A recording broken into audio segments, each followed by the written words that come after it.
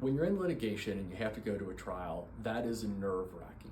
And it's nerve-wracking for everyone involved. Even the lawyers get a little nervous, no matter how many trials we've been in. It's just a part of it where you know that it's your time to stand up and perform well, or else what are you doing here, right? Why did you file this case?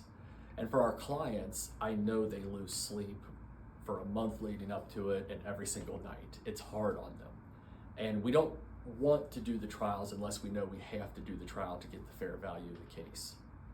So to help set our client's mind at ease, we want to make a video talking about some of the things that we do to prepare for a trial, because we think that whoever is the best prepared is the most likely to win.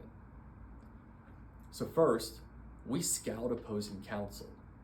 There are many attorneys, especially in the Cincinnati area, that we've seen over and over again, and we already know how they do things. But if we draw a new attorney that's maybe from a different city or just new to us here, then we want to know everything about them. We'll find depositions they've done in the past. We'll find videos of trials they may have done. We look to see what kind of questions they ask. We look to see, can we figure out what was their aha moment to them and when did they spring that at the trial? So we can take an educated guess on how they might work an aha moment into our trial. We basically treat opposing counsel like they're the opposing pitcher for a professional baseball team. I want to know what pitches that pitcher can throw. I want to know what that pitcher's habits are, like does the changeup always follow the fastball? And I want my batters practicing against someone who pitches like that pitcher before they go to the big game. Another thing that we do is very carefully research the judge in the court. Again, in the Cincinnati area, we know our judges at our courtrooms most of the time, but new judges get elected. Sometimes in Hamilton County in particular, you'll have a visiting judge, and some things just have to be filed outside the tri-state area. There's no way around it. So before you walk into that courtroom, you want to know what kind of technology do they have? And does the technology work the way it's supposed to? Because there's nothing worse than standing in a trial and having your big exhibit supposed to show up on the screen, and next thing you know, the screen doesn't work, and you're standing there with nothing. What's our plan for showing our evidence to the jury in a different way if the courtroom's technology doesn't work? Do we have a low-tech option available to us? What about the judge? What does the judge think about cases like this one? Who can we find that out from?